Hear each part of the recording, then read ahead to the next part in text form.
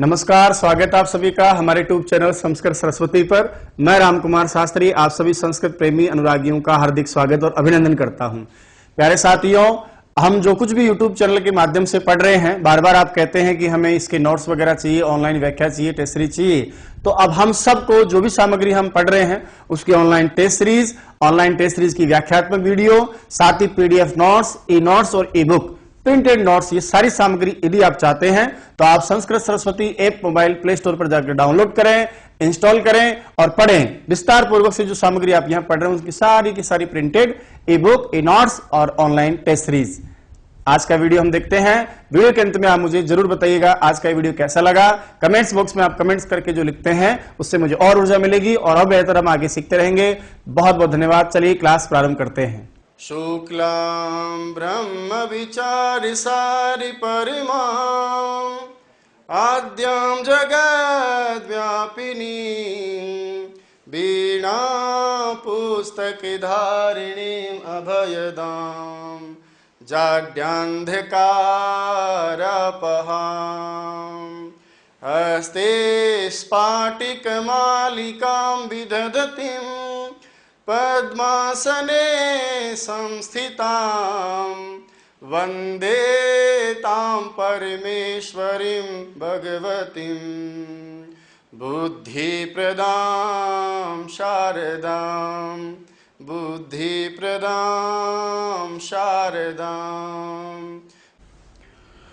नमस्कार, स्वागत है आप सभी का हमारे यूट्यूब चैनल संस्कृत सरस्वती पर। मैं रामकुमार जड़ आप सभी का हार्दिक अभिनंदन और स्वागत करता हूं। बड़ी बेसब्री से आपको इंतजार था, मैं आ गया हूं। सुनिएगा, मुझे मतलब है कि आप जितना टाइम अपने पढ़ाई को देंगे, लिखाई को देंगे, मेहनत आप दिखाएंगे, उतना ही आपके जीवन में चमत्कार होते जाएंगे।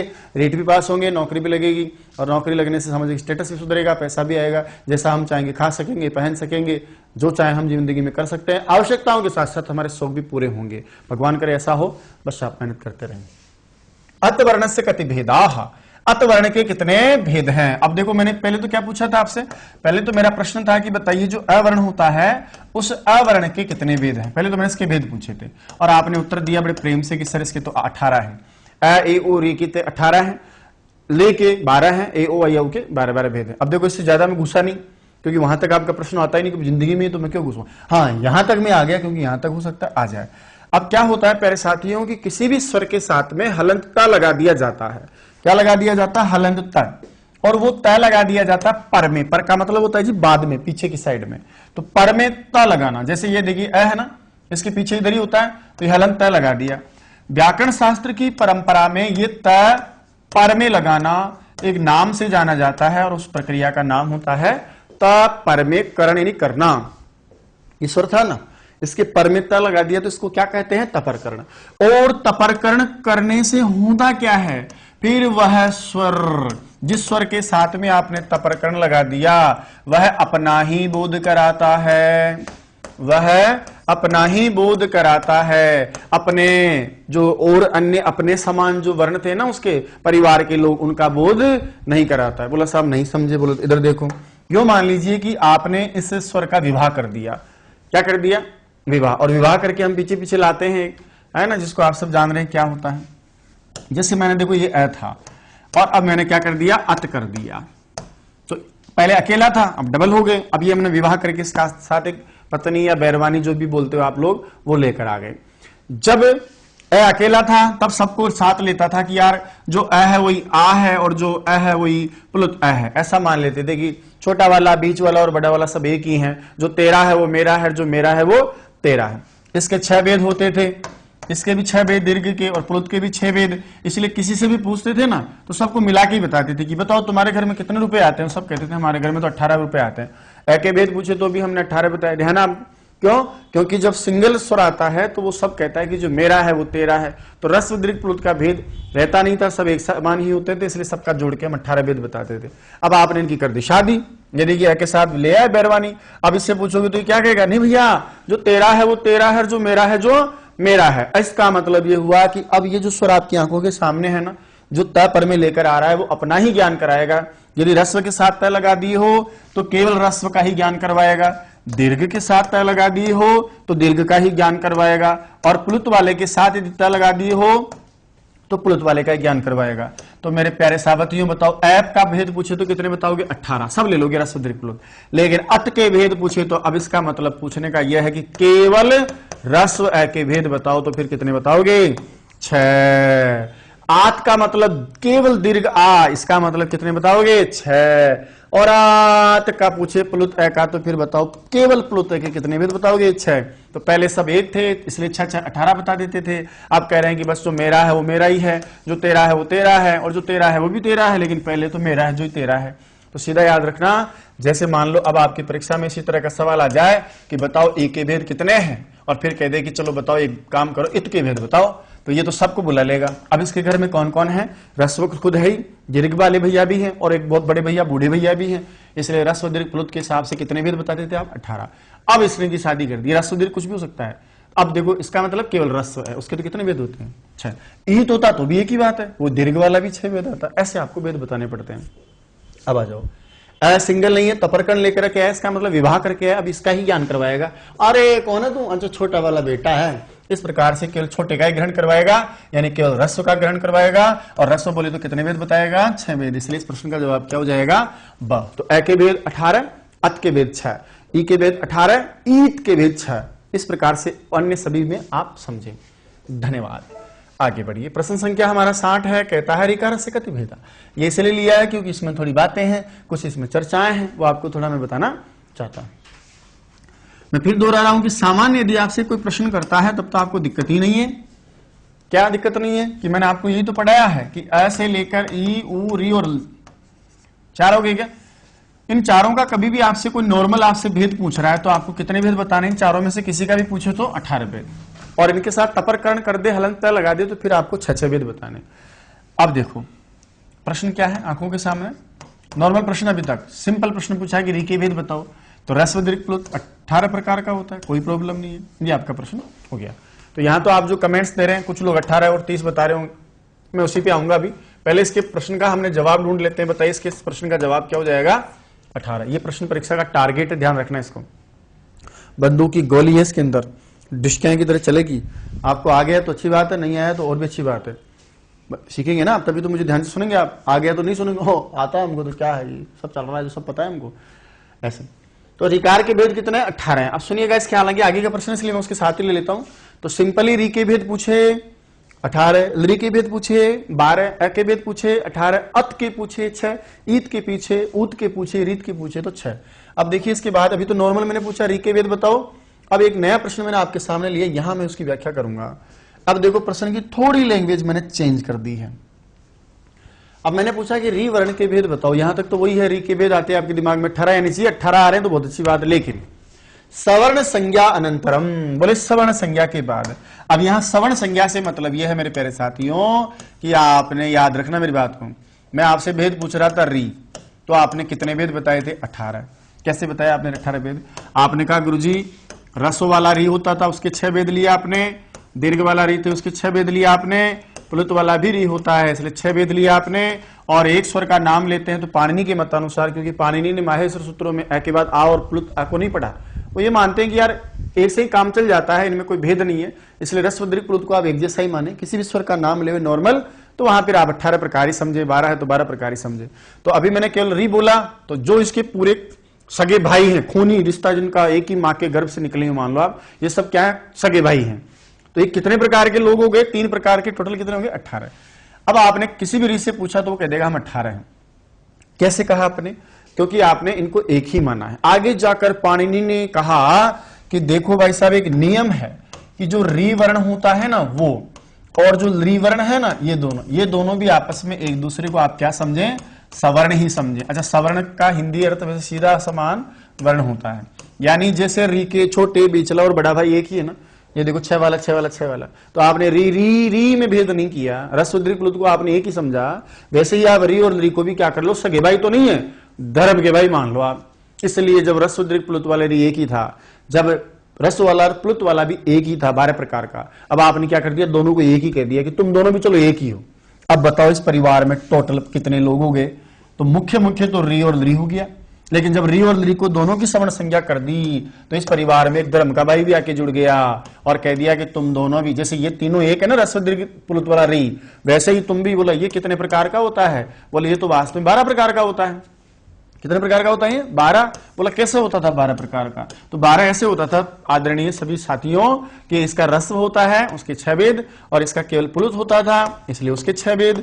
दीर्घ तो इसका होता ही नहीं है। जब आपने 6 और 6 जोड़े तो इसके कितने वेद थे? 12। तो नॉर्मल पूछे परीक्षा में कि री के वेद तो रस्व दीर्घ पुलुत होता है इसलिए 18। नॉर्मल पूछे कि री के भेद रस और प्लुत होता है इसलिए 12। लेकिन मैंने कह दिया कि सवर्ण संज्ञा के बाद री और री की सवर्ण संज्ञा हो जाए तो इनके भेद बताओ, तो अब इन दोनों को भी एक ही मानो। तो ये परिवार यहां से स्टार्ट हुआ और यहां जाके खत्म हो गया।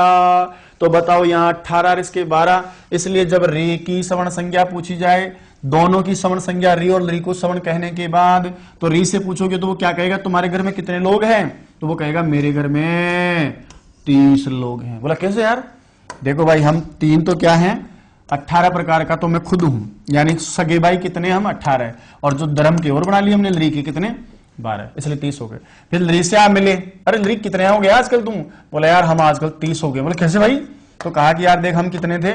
हम 12 थे सगे भाई, और फिर हमने री को भी धर्म का भाई बना लिया तो 18 उसने दे दिया। इस प्रकार से हमारे 30। तो वापस रिपीट कर रहा हूं, ध्यान रखना, इसलिए ज्यादा जोर दे रहा हूं कि सामान्य री के भेद पूछे तो 18, ली के पूछे तो 12, क्योंकि 2 ही भाई हैं वो, तो 6 रुपए कमाएंगे, 12 कमा लिए। लेकिन आपने कहा कि री और ली की सवर्ण संज्ञा हो जाए, ऐसा लिखा आ जाए ना ब्रैकेट में, फिर आप समझ जाना, कहना कि अब तो भैया री और ली भी एक ही हो गए।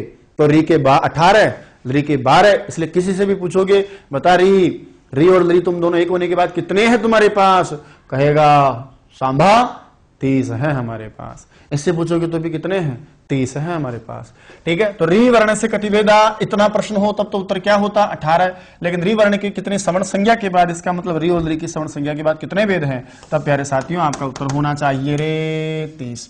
और री के साथ साथ यहां ली होता तो भी एक ही बात है, कहते ली वर्ण के कितने वेद है? तब तो आपका उत्तर होता 12। लेकिन सवर्ण संज्ञा के बाद कितने होते तब भी आपका जवाब क्या होता? 30। आगे बढ़ो। पढ़ाया मैंने ना? बात नहीं समझ में आ रही हो तो कोई दिक्कत नहीं, आप जाकर के संस्कृत सरस्वती चैनल के यूट्यूब पर आप स्वर भेद वाला टॉपिक मैंने डाल रखा है, प्ले लिस्ट में मैंने अब जो है आपके लिए लिस्ट बना दी। एक भाई साहब कमेंट्स कर रहे थे सर वीडियोस आगे पीछे आते हैं, हम लोग जो जुड़े हैं उनको दिखाई नहीं देता, तो मैंने शिक्षा विभाग के व्याकरण के टॉपिक डाले हैं वो भी, मोटिवेशनल वीडियो डाले हैं वो भी, और उसके अलावा मेरे संस्कृत सरस्वती जो संस्था है परिवार है उसके बारे में भी, और बीच बीच में जो कुछ ऐसी चीजें आपके लिए जरूरी हैं वो भी चर्चा आदि। टॉपर्स हमारे दिनेश चौधरी जुड़े थे पिछली बार, आपको पता है, जो हिंदी में रैंक कर रहे और संस्कृत में भी रैंक कर रहे, टॉप रैंक राजस्थान में दोनों में रही उनकी, उससे भी चर्चा जो संस्कृत सरस्वती परिवार से ही पढ़े थे आगे बढ़े हैं, तो उनके साथ जो चर्चा ऐसे कुछ लोगों के साथ हुई है वो भी आपकी उसमें मिलेगी। और भी मैं साइकोलॉजी और हिंदी के 2 महान लोगों को लेकर आ रहा हूं आपके सामने जल्द ही। अब जो लाइव क्लास हमारी होगी उसमें जो टॉपर्स है, सेकंड ग्रेड फर्स्ट ग्रेड के हमारी जो संस्था में पढ़े लोग हैं या संस्था से किसी न किसी रूप में जुड़े हुए लोग हैं, है ना, सरस्वती परिवार का हिस्सा रहे हैं और उन्होंने जीवन में इतनी अच्छी सफलता, इतने अच्छे अंक प्राप्त किए कि वो आज आदर्श रूप है, पढ़ने का एक तौर तरीका उनका रहा है, उन सारी चीजों से मैं आपको लाभान्वित करवाऊंगा। बस निवेदन आपसे ये रहता है कि जब व्यक्ति आता है इतनी दूर से समय देने आपको, तो उसके मन रहता है कि मुझे 500,000 लोग देखें, तो आप थोड़ा लाइव का जो स्ट्रेंथ है, टेलीग्राम चैनल पर हमारे कितने हजारों में लोग जुड़े हैं, तो आप लोग क्या है कि थोड़ी लाइव स्ट्रेंथ बढ़ाएं। आप जब भी मैं लाइव आऊं तो कोशिश करें, मेरे लिए मत आओ, लेकिन मेरे साथ जो व्यक्ति बैठा है उसके मान सम्मान के लिए, आप ही के लिए आता है, इतनी दूर से बुलाते हैं, तो उसको मैं क्या बोलता हूँ, ये थोड़ी कहता हूँ कि आजा तेरी जिंदगी बना दूंगा, यहाँ आजा तुझे इतनी दुनिया देखेगी ना। मैं उनसे एक ही बात बोलता हूँ कि जो अनुभव आपके रहे हैं ऐसे ही अनुभव राजस्थान में और राजस्थान से बाहर पढ़ने वाले इस देश के हर व्यक्ति का रहा है, तो उनके सामने भी वही समस्या है जो आपके सामने रही है, तो आप लोगों ने कैसे उन समस्याओं को साइड में करके अपनी पढ़ाई को जारी रखा, उन संघर्षों से आप कैसे बाहर निकले, कैसे अपने आप को मैनेज किया, तनाव से दूर कैसे रहे, सारी समस्याएं जैसे आपकी आती है ना वही उन टॉपर्स की रहती है। तो क्या पता कि 1,500 लोग जो सुन रहे हैं और बाद में जो 10-20 हजार 40-50 हजार लाख 2 लाख लोग देख रहे हैं उनको, तो उनके मन में भी ऐसी कोई चीज हो कि यार मेरे साथ भी समस्या, और उनको कहीं ना कहीं राह मिल जाए, दिशा मिल जाए। याद रखना, जीवन की दशा तभी सुधरती है जब दिशा अच्छी हो, और दिशा के लिए एक अच्छा मार्गदर्शक होना बहुत जरूरी है। मैं कर ही रहा हूं आपके लिए काम, लेकिन फिर भी क्या पता कुछ अच्छी बातें उनसे भी निकल के आए, और होता है सबका अपना अपना अनुभव, अपने आप में सर्वश्रेष्ठ कोई नहीं है, बस श्रेष्ठ बनने का हम प्रयास करते हैं। चलिए आगे बढ़ते हैं, बात करते हैं। तो जल्दी में हमारी सेकंड ग्रेड के जो अभी 2 भर्ती परीक्षा परिणाम आए, जिसमें आपको पता है राजस्थान की दूसरी, तीसरी और चौथी रैंक हमारी संस्था से रही है, तो मैं उन लोगों को आपके सामने लाना चाहता हूं, मेरा मन है, मैं भी उनको सुनना चाहता हूं, क्योंकि मेरे सामने तो वो सामने बैठकर पढ़ी है, सिर्फ उनके पीछे का जो व्यक्तित्व है वो सारी चीजें हो सकता मैं नहीं जाना, लेकिन उन वीडियोज के माध्यम से मुझे भी सीखने को मिलता है। जीवन में देखिए संघर्ष सबके हैं, तो आपको क्या लगता है कि मैं आके बस को डाल लिया और बढ़िया नहा धो के आपके सामने खड़ा हो गया, बढ़िया सा बोर्ड आपके सामने और बढ़िया बढ़िया बातें कर जाता हूँ, इसका मतलब ये नहीं है कतई कि मेरे जीवन में सब अच्छा ही है या मेरे जीवन में सब बढ़िया है। अच्छा तो है खैर जीवन में सब, तो ऐसा नहीं है। ठीक है, परिवार अच्छा है हमारा, माँ बाप है, हमारे भाई हैं, सब रिश्तेदार हैं, सब ठीक है ना, लेकिन इनके पीछे भी एक कहानी रहती है कि हम यहाँ खड़े होकर के आपको जो 2 बातें बोल रहे हैं ना, उसके पीछे कितनी सारी समस्याएं आती है। सुबह 5 बजे से लेकर रात के 12:30 बजे 1 बजे तक हमारी जीवन का जो चलता है क्रम भागदौड़ भरा, उसको मैनेज करने के लिए कितनी सारी चीजों का त्याग करना पड़ता है, कितनी सारी चीजों को अपनाना पड़ता है।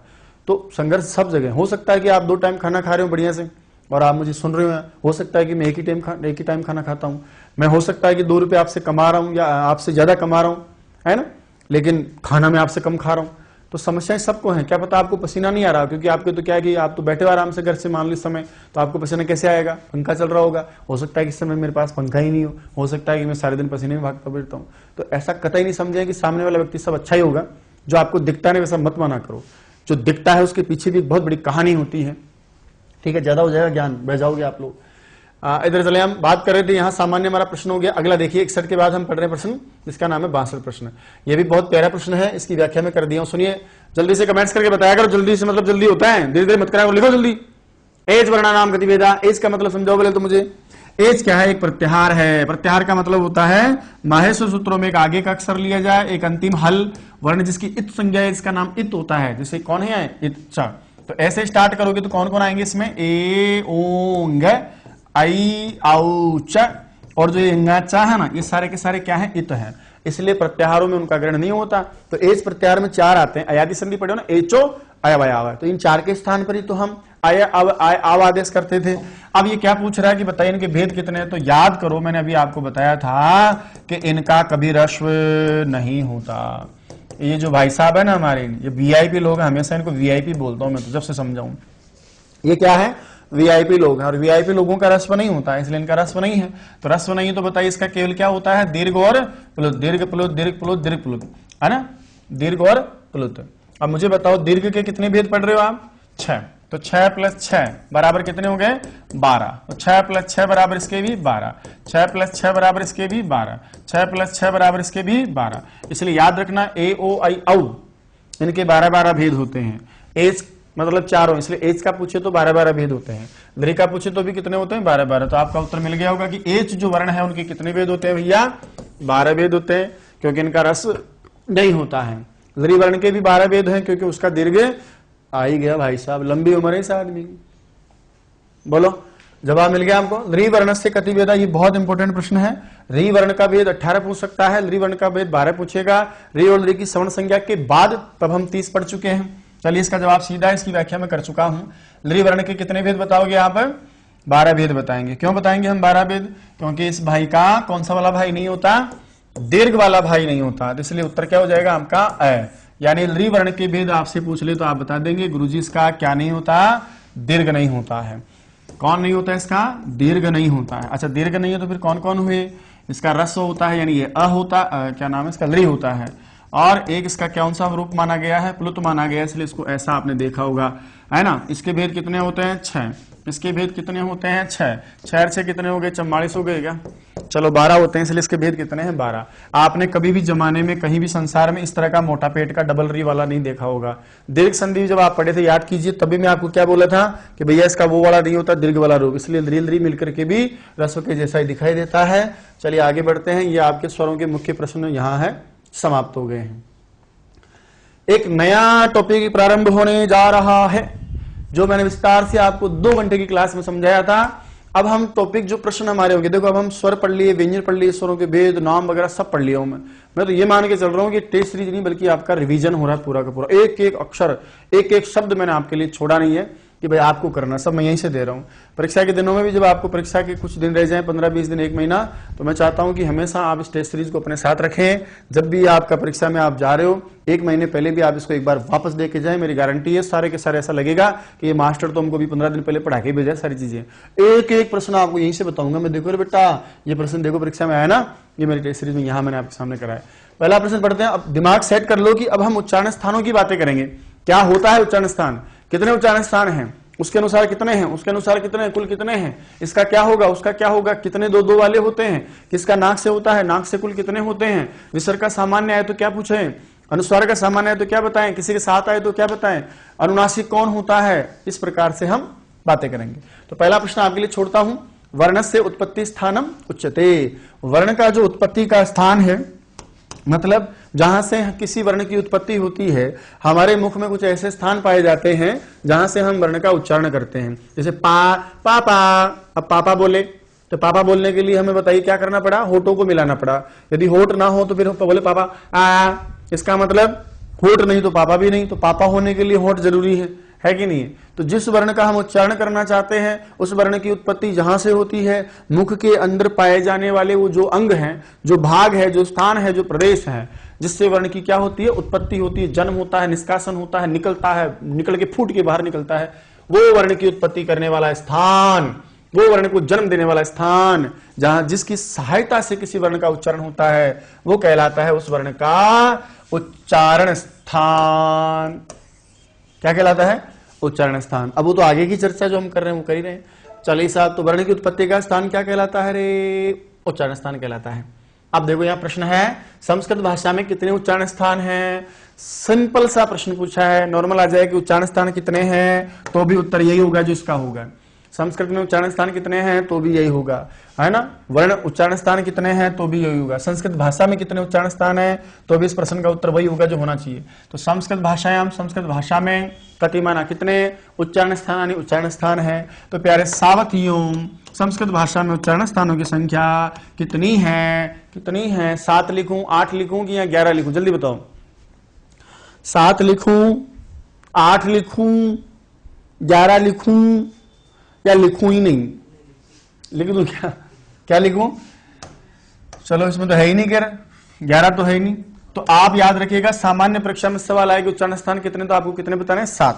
कौन कौन से वो 7 उच्चारण स्थान है, अभी हम चर्चा कर ही रहे हैं। जैसे एक आपका हो जाएगा कंठ, एक आपका हो जाएगा तालु, एक आपका हो जाएगा मूर्धा, एक आपका हो जाएगा दंत, एक आपका हो जाएगा ओष्ठ, कौन हो जाएगा, औष्ठ। एक हो जाएगा जिह्वा मूल, जिह्वा का जो मूल भाग है उसको भी उच्चारण स्थान कहा गया है।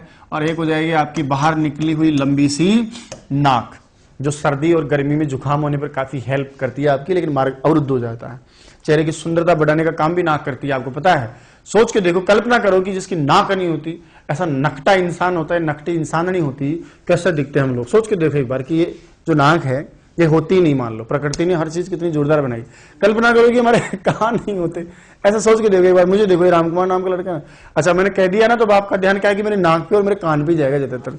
अब देखो ये मैं हूं ना कैसे बताऊं मैं आपको, ऐसे चिपका गया हूं कल में इसको। और फिर आप कल्पना करो कि यार ये बिना कान का आदमी रामकुमार होता है, कैसा लगता है। तो ऐसी कल्पना करो कि बिना नाक के हम कैसे लगते, नकटे हो जाते सारे के सारे, है।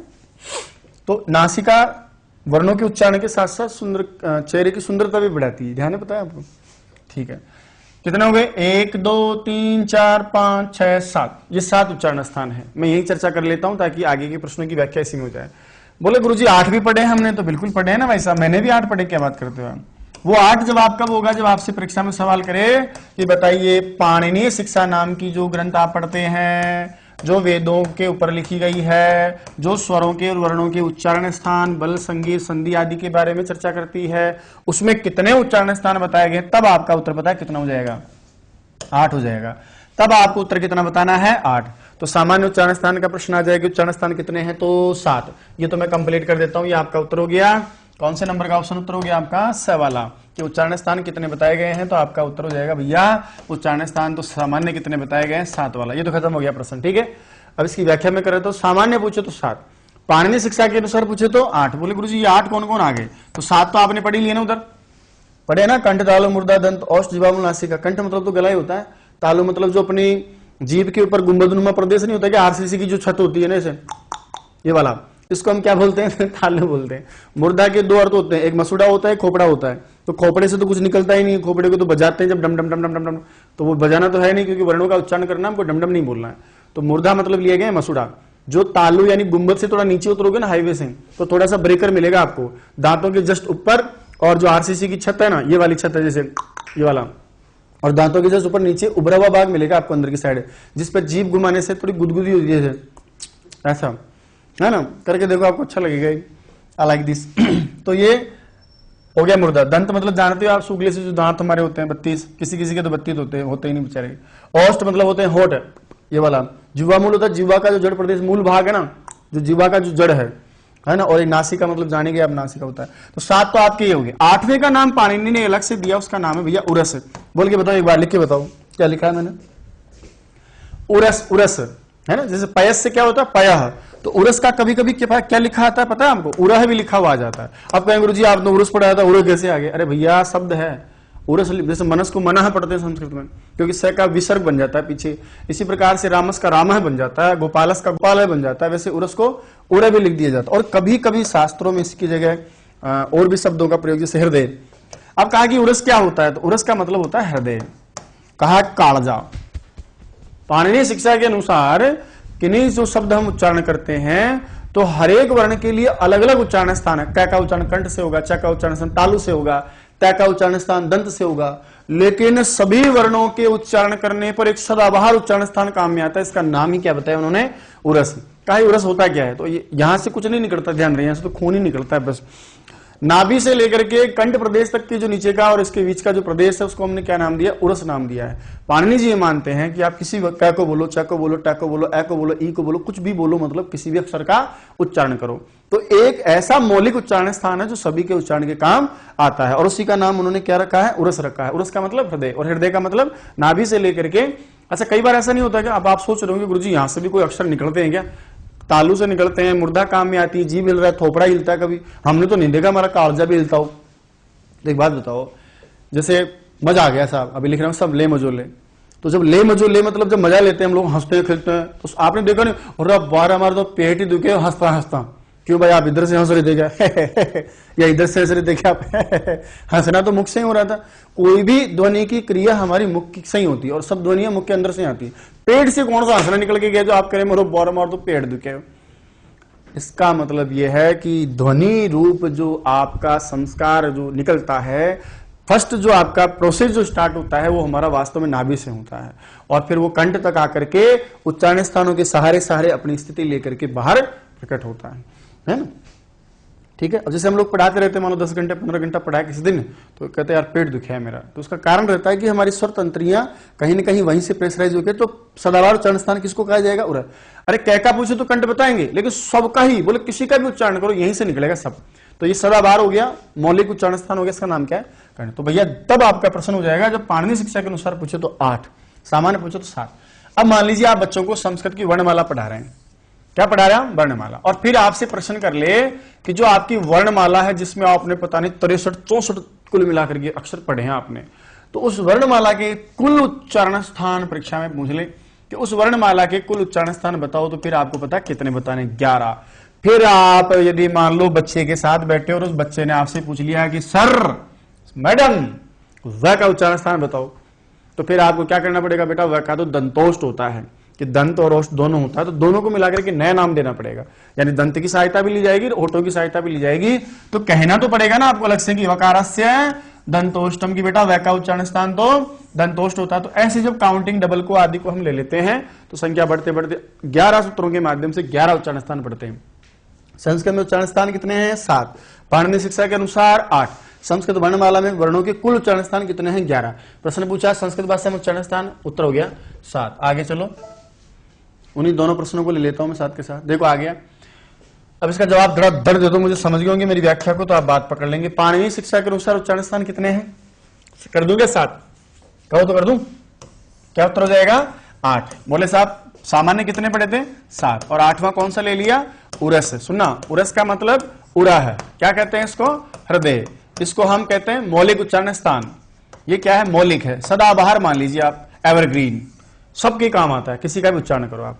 बाकी तो सब क्या है कि फिक्स हैं कि भाई अकुहा विसर्जनीय हो तो फिर कंठ ही काम आएगा, पापा पापा बोलना हो तो फिर ओष्ठ काम आएगा। लेकिन ये ऐसा उच्चारण स्थान 8वां जो पाणिनि शिक्षा में बताया वो आपका सबके लिए काम आता है। तीसरा जो मैं लाइन बोला था कुल उच्चारण स्थान की, वो प्रश्न भी आपके सामने है। इस तरह से भी आपको प्रश्न मिल सकता है कि संस्कृत वर्णमाला के कुल उच्चारण स्थान मिला है ना आपको, कि संस्कृत वर्णमाला के कुल उच्चारण स्थान कितने हैं। तो संस्कृत वर्णमाला के कुल उच्चारण स्थान यदि आपसे पूछता है ना, कि बताइए संस्कृत जो वर्णमाला है उस वर्णमाला के कुल उच्चारण स्थान कितने हैं, तो फिर आपको संख्या कितनी बतानी है, 7, 8 या फिर 11। मिल गया आपको उत्तर। यदि संस्कृत वर्णमाला के कुल उच्चारण स्थान आपसे पूछ रहा है तो फिर आपकी संख्या कितनी हो जाएगी, 11 हो जाएगी। उसमें आपके डबल वाले भी सारे के सारे आ जाएंगे। चलिए बात समझ में आ रही है। अब देखो इसके बाद में क्या है, 68वां सवाल है, उरह इत्यस्य अर्थो अस्ति। एक भी नहीं छोड़ा मैंने, देख लो आप, एक एक लाइन की व्याख्या भी कर रहा हूं, लेकिन फिर भी मैंने प्रश्न लिया कि ऐसा प्रश्न बन सकता है। ठीक है, तो देरी के साथ बने रहे आप, मेरा उद्देश्य आपको सिखाना है, टाइम पास करना नहीं है मेरा। तो उरह इत्यस्य अर्थ, उर का मतलब क्या बताया मैंने, तो उरस शब्द है, कंठ होता है कि मुर्दा होता है कि दंत होता है कि हृदय में होता है, तो उत्तर मिल गया आपको। ऐसा यदि प्रश्न आपसे पूछ लिए परीक्षा में कि बताइए उरह का मतलब क्या होता है, तो उरह का मतलब है नाभि से लेकर के कंठ के नीचे तक का जो भाग होता है नाम का, इसको हम बोलते हैं। जो उच्चारण स्थानों से पहले की प्रक्रिया है ना, सारी प्रोसेस वो यहाँ होती है, इसलिए इसका अर्थ क्या लिखा है, हृदय में लिखा है। अब थोड़ा प्रश्न चेंज होकर आएगा प्रश्नों में आपके, अब मिलेंगे वर्णों के उच्चारण स्थान संबंधी प्रश्न। ये तो सामान्य था कि उच्चारण स्थान क्या है, उच्चारण स्थान पूछे सामान्य 7, पाणिनि शिक्षा अनुसार 8, कुल पूछे तो 11, और उरह का मतलब हृदय। अब यहां से देखिएगा आप परीक्षा में याद रखिएगा, पहला सूत्र का प्रश्न ज्यादा इंपॉर्टेंट है, अकुह विसर्जनीय नाम कंठ है का। ये तो चलो मैं ले रहा हूं, सभी लेने मुझे तो विसर्ग का, अनुस्वार का, जिह्वा मूल्य, उपध्मानीय का, और जो पहला सूत्र है ना, अ का वर्ग और है और विसर्ग, इनका ज्यादा पूछता है, क्योंकि पहला सूत्र होता है तो पहले को दुनिया ही जानती है। अब चलो प्रश्न है हमारा 69वें नंबर का कि प वर्णस्य उच्चारण स्थानम किम, यानी प वर्ण से प वर्ण का उच्चारण स्थान क्या है। तो बताइए प वर्ण का उच्चारण स्थान क्या होगा। अब हम क्या करते हैं, पहली बात तो सारे के सारे लोगों की रटो, सूत्र रटो नहीं तो पार नहीं पड़ेगी। तो एक बात याद रखिएगा, जिन लोगों को मान लो सूत्र याद करने के बाद भी याद नहीं होता है तो क्या करें, अब वहां सूत्र नहीं भूल गए तो हम लोग क्या करते हैं कि उसी के सारे चलने की कोशिश करते हैं। अरे भाई हमारे पास हमारा मुखड़ा है, आवाज भी मुख से ही आती है, स्थान भी मुख के अंदर ही हमारे पास, सब आप महसूस कर सकते हो। देखो मेरे पास सब है, तालु वालू कंठ सब है, और मैं जब बोल के देखूंगा तो काम तो वही आएगा ना। अब इतने दिन तो पापा जी को होठ से बोल रहा था, बोले पापा जी आज मेरा मन नहीं है होठ से बोलो, आज तो मैं नाक से बोलूंगा। ऐसा तो हम कर नहीं सकते, सीधी सी बात है ना। तो बोल के देखो ना इसको एक बार, पा पा, ये क्या है, दांती तो है, ये नाक है तो होठ है ना, बस तो फिर कहां दिक्कत है बताइए। तो ऐसे भी हम काम चला सकते हैं। यदि आप बाय द वे मान लो याद कर ली, सर मैं याद किया और मैं तो भूल गया, अरे भूल क्या गया भाई, ये प है और ये होठ है, बोल के देख लेना, पा का चा टा ना, कुछ भी नहीं है। इधर से तो आवाज आएगी नहीं, गले से इधर से तो आवाज आएगी नहीं, कोई जूते से अंदर से निकल के तो आएगी नहीं। सर जूता पहना था, जुराब लगा दिए थे, वो तो दब गया अंदर ही अंदर, दफन हो गया। ऐसा तो आपके साथ होने वाला नहीं है। अब चलिए बात करते हैं कि प जो आता है उसका सूत्र ग्रंथकार ने क्या लिखा है, बोला ऊ पू पद्मानीयानाम, ऊ पू पद्मानीयानाम, ओस्थौ। हमेशा सूत्र के पहले वर्णों का समूह दिया होगा और लास्ट में क्या दिया होगा आपको, उच्चारण का स्थान दिया होगा। अब बोले कौन कौन से वर्णों का कौन कौन सा उच्चारण स्थान होगा, तो उसके लिए आपको दे रखा, देखिए सबसे पहला अक्षर क्या दिया, ऊ। अब ये ऊ रस्व भी हो सकता है, दीर्घ भी हो सकता है, और कौन हो सकता है आपका, प्लुत भी हो सकता है। रस्व के वेद कितने होते हैं, 6, दीर्घ के वेद कितने होते हैं, 6, प्लुत के वेद कितने होते हैं, 6, यानी ऊ 18 प्रकार का कोई सा भी दे सकता है। मेरे जज के ये देखो, मैं ऐसा भी दे सकता हूं, ऐसा भी दे सकता हूं, आ रही के बात समझ में, कुछ भी मतलब कोई सा भी दे सकता हूं। तो 18 प्रकार का तो आपका अ हो गया। इसके बाद में क्या लिखा है, पू। अच्छा पू का मतलब समझ गए क्या, पावर्ग होता है। उसके बाद में क्या लिखा है, उपध्मानीय है, यही लिखा है ना। और बराबर फिर इनका उच्चारण स्थान बता रखा है कि उच्चारण स्थान क्या है, ओष्ठ। 2 होठ होते हैं इसलिए द्विवचन लगा रखा है, ओष्ठ का मतलब होता है होठ। बोला इन वर्णों का उच्चारण स्थान होष्ठ होता है। बोला ये कौन कौन से वर्ण है, चलिए सहयोग दीजिएगा। ऊ आ गया, वो तो ही होता है। पू का मतलब कौन होता है, पावर्ग। और पावर्ग में आते हैं प फ ब भ मू। और मैं का उच्चारण स्थान होठ के साथ साथ बाईपास नाक से भी होता है, इसलिए मैं के 2 उच्चारण स्थान कहे जाएंगे आगे जाकर के। मैं के 2 उच्चारण स्थान भाई पावर्ग में आ गया ना, तो होठ तो है ही है और इसके साथ साथ नाक से भी आवाज आती है। इसलिए 5 वर्गों के सूत्र कहने के बाद छठा जो सूत्र आता है, यह मंगाना नासिका च। तो नासिका च मतलब अपने वर्ग का वही भी होता है। तो ये पांचवा जो अक्षर होता है वर्ग का, वहां जब उच्चारण स्थान परीक्षा में आपसे पूछा जाए तो वहां पर मुख का स्थान तो आएगा आएगा, साथ में नासिका नाक भी साथ चलेगी। उपध्मानीय क्या होते हैं तो याद कीजिए, हम सीखे थे कि प और फ से पहले आधा विसर्ग लगा दिया जाए तो इस अक्षर को हम क्या बोलते हैं, उपध्मानीय बोलते हैं। ठीक है, और इन सब का उच्चारण स्थान बताइए, क्या बताया आपसे, ओष्ठ बताया है। पुवर्ग में कितने अक्षर आएंगे, 5, और ये दोनों ही गिनते हैं, हमेशा याद रखना है, अर्ध विसर्ग का आधा पार्ट है इसलिए इसको एक ही गिनते हैं। बोला कितने वर्णों का उच्चारण स्थान होठ होता है, तो ये मत गिन लेना, 1 5 6 6 1 7, ये है आपके कितने प्रकार का, 18 प्रकार का। तो 18 पू में 5 कितने हो गए, 23 23 और 1 24 वर्णों का ओष्ठ उच्चारण स्थान है। 18 तो ऊ आ गए, पा वर्ग में 5 अक्षर ये आ गए, और उपध्मानीय में आपका एक उपध्मानीय अक्षर, इसको एक ही गिनना है, आधा आधा विसर्ग को पूरा आधा एक ही गिनना है। तो ये 24 वर्णों का उपध्मानीय नाम ओष्ठ। अब देखो बोल के देखा करो ना, मुका जाए, अरे यार मैं तो भूल गया सूत्र, क्या सूत्र बोल गया, ऊ, होठों को करके गोल, ऊ बोल, ऊ, तो अपने आप पता चलो ऊ, है ना। इसी प्रकार पा फा बा म, होठ और नाक। और उपध्मानीय में क्या है, पा को पाई बोलेंगे, फै को फाई बोलेंगे, तो पापा, ये भी पापा ही है। ठीक है, उत्तर मिल गया। पा वर्ण से उच्चारण स्थानम किम, तो पा वर्ण का उच्चारण स्थान क्या हो जाएगा, ओष्ठ हो जाएगा। द्विवचन इसलिए लिखा है क्योंकि 2 होते हैं, तो आपका उत्तर क्या हो गया इसके हिसाब से, कोई सा भी होता, रस्व दीर्घ प्लुत वाला, पापा या उपध्मानीय, सबका उत्तर एक ही होता। अगला प्रश्न देखिए आप, लिखा है विसर्ग से उच्चारण स्थानम किम। अब विसर्ग के उच्चारण स्थान में बहुत सारी बातें हैं, वो मैं आपके साथ शेयर करना चाहूंगा। देखो इधर याद रखिएगा, विसर्ग की परिभाषा क्या पढ़ते हैं हम, कहते हैं स्वर के पीछे आने वाली जो एक बिंदु है, स्वर के पीछे, इसका मतलब आगे क्या रहेगा, स्वर, और उसके बाद में कौन आएगी, बिंदु। और कितनी बिंदु होती है, 2। इसलिए मैंने आपको पढ़ाया था कि स्वर आश्रित है, और स्वर का आश्रित मतलब स्वर पर निर्भर है, इसलिए इसका नाम प्राश्रित वर्ण भी होता है। तो स्वर के आश्रय आने वाली 2 बिंदु का नाम क्या होता है, विसर्ग। इसका मतलब विसर्ग कभी अकेली नहीं आएगी, वो हमेशा किसी न किसी स्वर का आश्रय लेकर आती है। अब आपसे पूछा कि विसर्ग का उच्चारण स्थान बताइए, चलिए हम चर्चा करते हैं सूत्र की सहायता से। क्या लिखा है वहां पर, अकु है विसर्जनीया नाम, विसर्जनीय का मतलब विसर्गी होता है, विसर्जनीया नाम, विसर्जनियों का उच्चारण स्थान बराबर लास्ट में क्या लिखा है, कंठः। तो अकुह विसर्जनीया नाम कंठः। चलो देखो इधर आप बताइए, पहला अक्षर आपका क्या लिखा है, अवर्ण, फिर दूसरा क्या लिखा है, कु का मतलब होता है का वर्ग, उसके बाद में क्या लिखा है, और उसके बाद में विसर्जनीय का मतलब क्या होती है, विसर्ग। इन सभी का उच्चारण स्थान बताइए क्या होता है, आप कहेंगे जी इन सब का उच्चारण स्थान तो कंठ होता है। अब कौन कौन अक्षर आ गए इसमें, डिटेल में चलें थोड़ा। अब देखो डिटेल में चलोगे तो आपको बताना पड़ेगा कि अ कितने प्रकार का, रस्व भी होता है, दीर्घ भी होता है, और प्लुत भी होता है। इसलिए गुरुजी तोट कुल मिलाकर के 18 प्रकार का। बोला क वर्ग में कौन आते हैं, अरे गुरुजी क वर्ग में तो क ख ग घ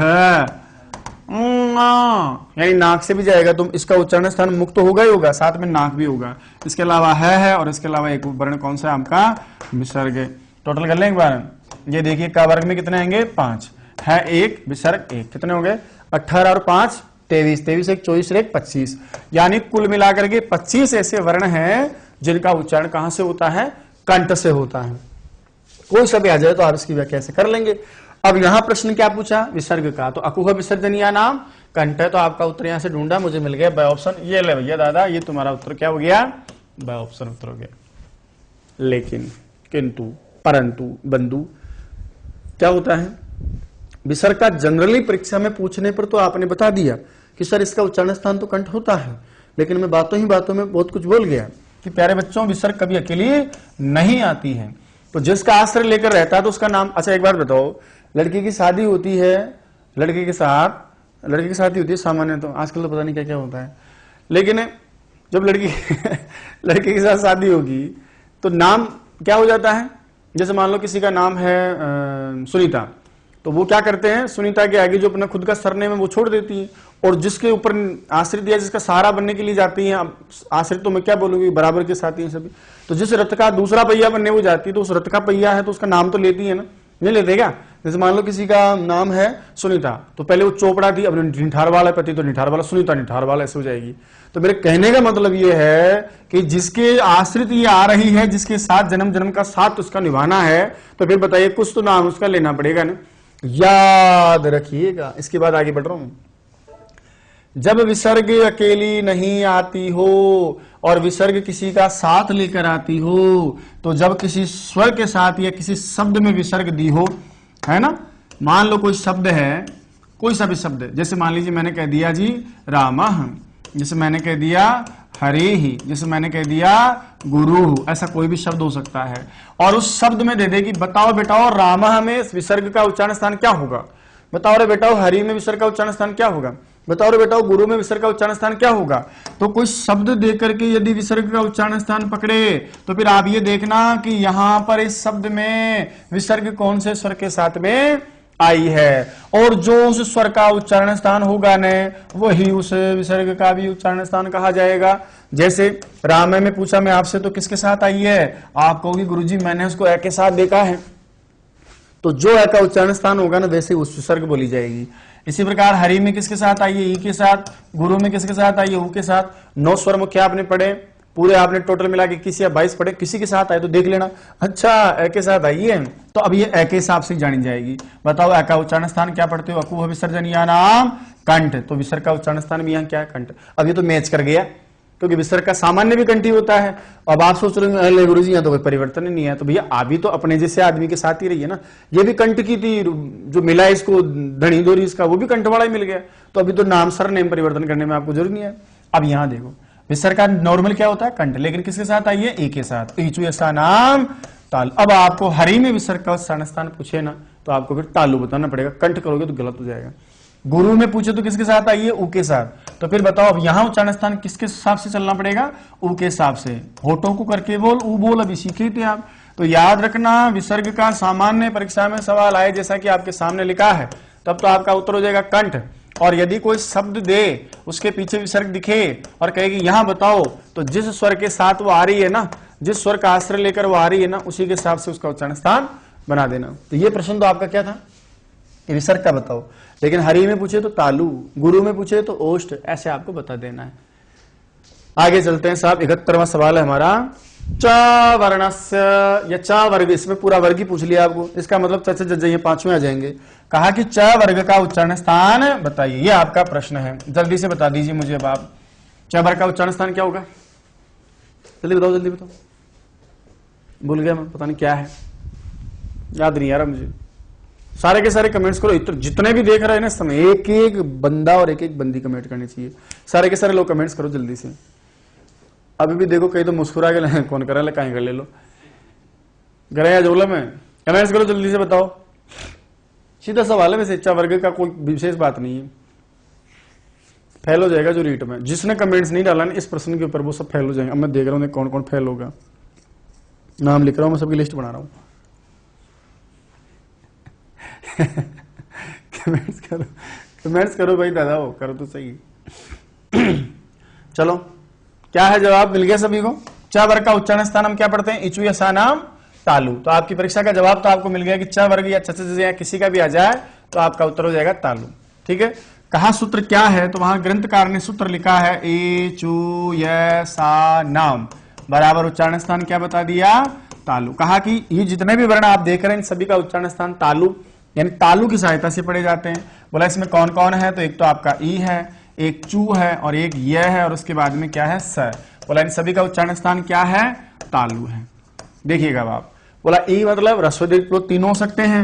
जब रस्व दीर्घ और प्लुत तीनों होंगे तो 6 रस्व के, 6 दीर्घ के और 6 प्लुत। बताओ टोटल मिलाकर के कितने वेद हो जाएंगे आपके पास में, 18, क्योंकि ई कितने प्रकार का होता है, 18 प्रकार का।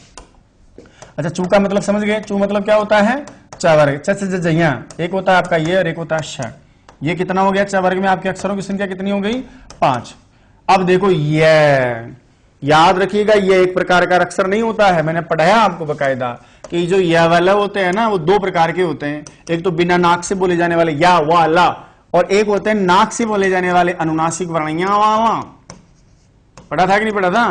तो ये या वाले 2 प्रकार के होते हैं, एक तो केवल मुख से बोले जाने वाला या वाला और एक होता है मुख और नाक दोनों से बोले जाने वाले ऐसे वर्ण जिनका उच्चारण मुख और नासिका दोनों से होता है, वो लिखो देगा। ऐसे वर्ण जो मुख और नासिका दोनों से उच्चारित होते हैं उन वर्णों का नाम क्या होता है? उन वर्णों का नाम कजोड़ होता है, घासीराम होता है, मूलचंद अच्छा मूलचंद होता है मूलचंद होता है, पहाड़ राम होता है कि शैतान सिंह होता है? जल्दी से बताओ। ऐसे वर्ण जिनका उच्चारण मुख और नासिका दोनों से होता है ऐसे वर्णों को क्या बोलते हैं? ऐसे वर्णों को बोलते हैं अनुनासिक वर्ण। तो जिन वर्णों को मुख और नासिका, जैसे या वाला मुख और नासिका दोनों काम में आ रहा है, लेकिन मैं बोला सूखा सूखा या वाला, यानी इसकी जरूरत नहीं, वो या वाला है, लेकिन इसको बोलो या ऐसा बोला जाएगा। तो ये अनुनासिक और अनुनासिक दो प्रकार के होते हैं। पढ़ाया मैंने आपको डिटेल में, सीखना चाहो तो संस्कृत सरस्वती यूट्यूब चैनल पर जाकर आप इसको अच्छे से पढ़ सकते हैं। तो ये दो प्रकार का, इसलिए बोल रहा हूं मैं, दो लिखने वाला हूं यहाँ, एक या एक या। वह भी ऐसे आएगा व ल और श एक हो गया। काउंट करें, 18 और 5 23 और 2 25 और 1 26, यानी इन 26 वर्णों का उच्चारण स्थान क्या पढ़ेंगे आप? तालु। इसीलिए इसको बोलते हैं तालव्य शकार। वैसे तो आपकी जिंदगी में देखिए इससे होता है सा सा सा सा, लेकिन इसको पढ़ते समय हम क्या करते हैं, जीवा को तालु तक ले जाते हैं। जैसे ई नहीं होता है क्या, जीवा को उठाते हैं, तालु से प्रेशर करते हैं, है ना। जैसे आजकल क्या है कि मॉडर्न जमाना हो गया, मेकअप का जमाना हो गया, इसलिए ज्यादातर क्या है कि बोलने वाले जो लड़के लड़कियां वैसे बोलते हैं ही ऐसा करके बोलते हैं। तो वो जो मेकअप वाला है ना, वो ई वाला ज्यादा बोलता है। चा जारी तालु पे, चा छा जा झा न्या, ये बाईपास हवा आपकी यहां से भी जाएगी। या के लिए जबाड़ी उठाई जाती है, जिब्बा को तालु से थोड़ा प्रेशराइज किया जाता है, हवा को प्रेशर से निकाला जाता है, या है ना। और शाह, इसको बोलने के लिए आप क्या करें, जिब्बा को अंदर ही रखें, तालु के पास ऊपर चढ़ा के रखें, शाह शाह शाह शाह शाह शाह ऐसे, ठीक है। इनका होता है कितना, 26 वर्णों का उच्चारण स्थान क्या कहा जाएगा आपका? तालु। मिल गया उत्तर की तरफ का तालु।